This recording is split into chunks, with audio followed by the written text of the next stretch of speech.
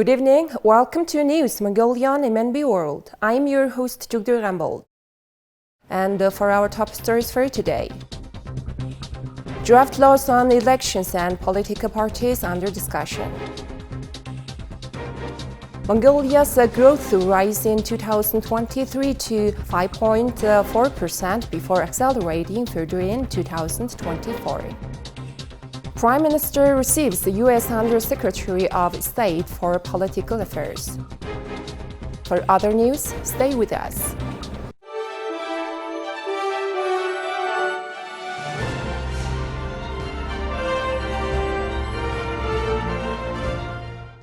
The draft laws regarding parliamentary elections and political parties are currently under discussion.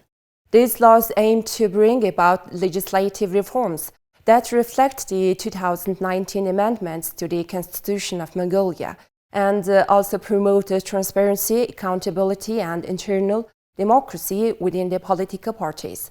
On April 18, the Speaker of Parliament, Mr. Zandanshatter, held a meeting with lawyers and scholars to discuss the proposed changes and amendments to the draft law on parliamentary elections in Mongolia and the revised draft law on political parties.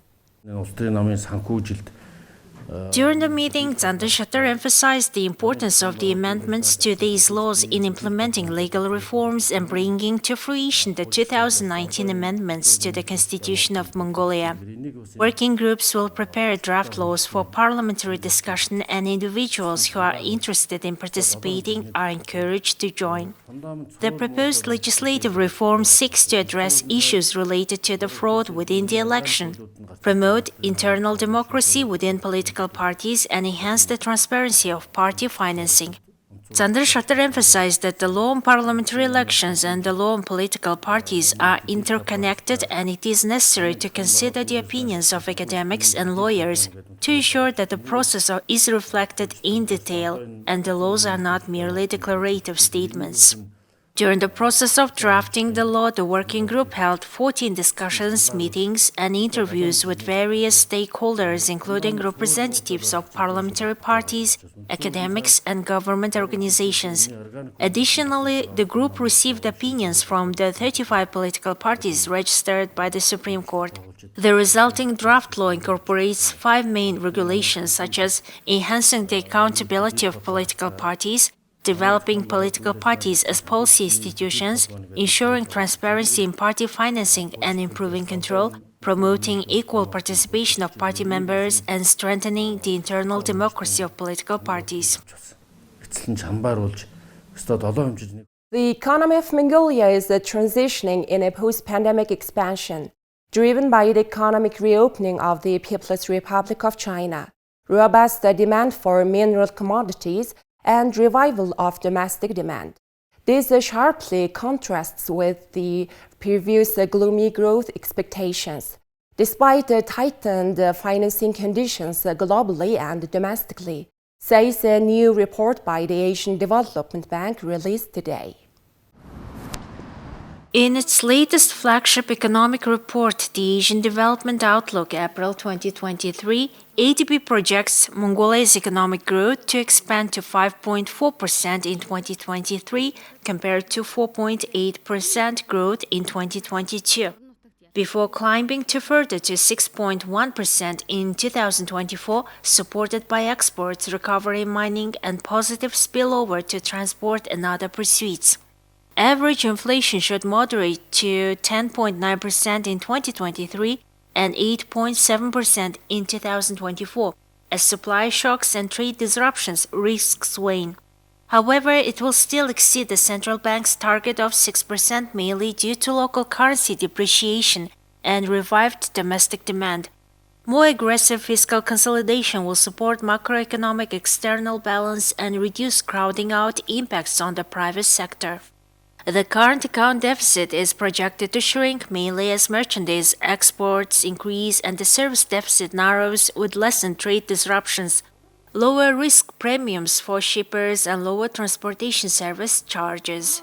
Downside risks to the outlook stem from a worsening situation regarding the Russian invasion of Ukraine. New COVID-19 variants or waves, a significant commodity price correction, domestic political risk, and the adverse implications of off-take barter agreements. Please take a look at the current affairs of Mongolia. On Wednesday, April 19, the Prime Minister of Mongolia, Oyurdan, received the U.S. Undersecretary of State for Political Affairs, Victoria Nuland. The Mongolian Prime Minister emphasized that the government of Mongolia attaches great importance to the relationship it is developing with the United States, an important third neighbor, and further strengthening the strategic partnership based on common democratic values and expanding mutually beneficial cooperation, especially in trade. Further, he expressed his interest in cooperation in the fields of investment, creative cultural production, and digital transition. The U.S. Undersecretary of State for Political Affairs said that the USA attaches great importance in strengthening partnership relations based on common democratic values that respect human rights and freedom and fight corruption. Please take a look at the currency exchange rates provided by the Central Bank of Mongolia.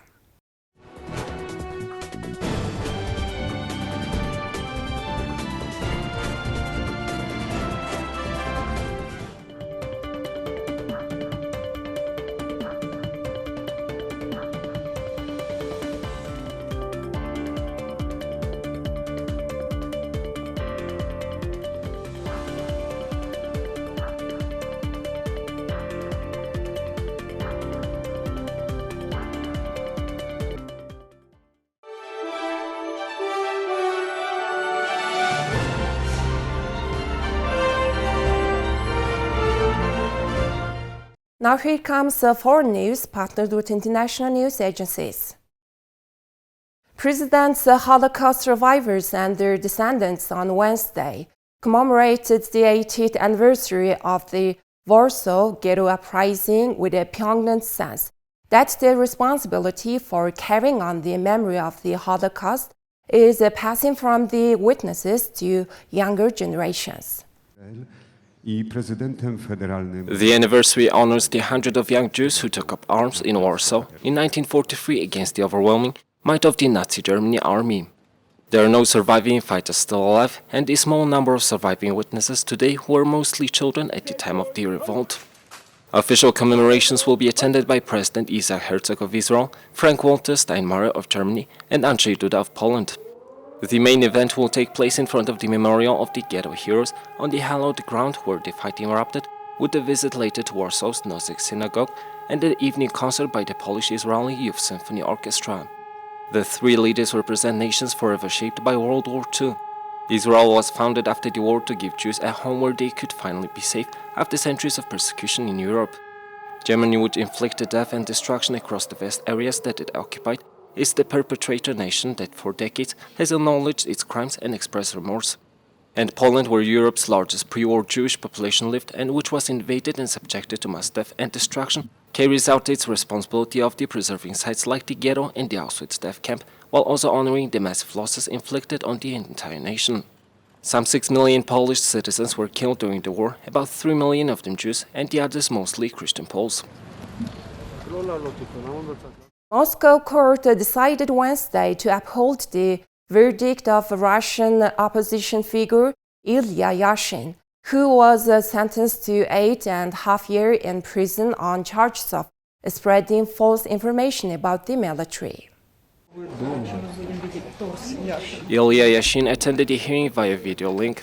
One of the few well-known Kremlin critics have stayed in Russia after the start of the special military operation. Yashin was arrested while walking in the park in Moscow last June. The charge stemmed from a live stream on YouTube in which he talked about civilians killed in the Kiev suburb of Bucha. Since the start of the war and throughout 2022, the police in Russia arrested almost 20,000 opponents of the war. According to human rights groups, protests have taken place almost every day in different cities since February 24, 2022, and only 18 of those days have passed without arrest and detentions. For example, Vladimir Rumantsev, a provincial fireman, got 3 years in prison for building a ham radio to broadcast reports against the war, while Alexei Gorinov, a member of the Moscow City Council, got 7 years after he called for a minute of silence during a meeting of the chamber to honor the Ukrainian children who had been killed. In the past year, around 700,000 citizens have left Russia. The majority of them have emigrated, not wanting to be involved in military aggression. Luxembourg Prime Minister Xavier Bettel strongly condemned any crackdown against the sexual minorities in Europe. The announcement was triggered by the direction taken by the European member state, Hungary.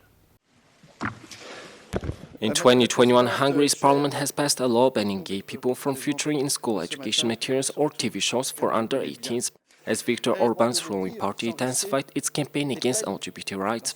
Addressing members of the European Parliament in France, Bettel referenced his private life and experience as an openly gay European Union leader. I was present at the European Council just after Hungarian President Viktor Orban announced the law he wanted to implement on the media so that it would be forbidden to speak about homosexuality on television or on the radio or at school. We cannot talk about it anymore. If there's anyone in this house who thinks that you've become a homosexual by watching the television or listening to a song, then you have not understood anything. The most difficult thing for a homosexual is to accept themselves. Nobody is asking for pity or solidarity or compassion, just respect. And we cannot think, just because we are born this way, that it would be better to have a double life or to hide it and not be able to live. Do you know how many young people commit suicide because they are unable to communicate their homosexuality? Stigmatizing them and making people think that is happening because of their education or their culture, because of the media, is according to me the opposite to the European Union is open and tolerant. This is not the first time Bettel felt compelled to speak out in public about his sexuality. At an European Union Arab League summit in Egypt in 2019, Bettel told Arab leaders that he was married to a man and would probably face capital punishment in many of their countries. Please take a look at the weather forecast for the world's major cities.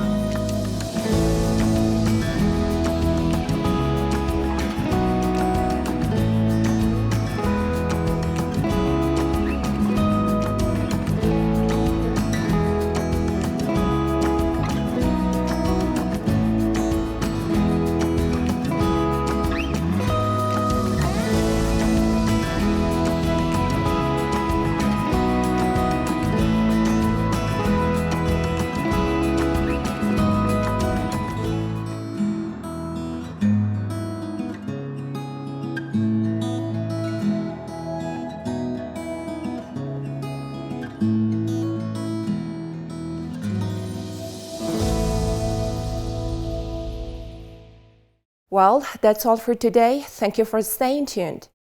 We'll see you next time with more news and updates. Have a good day.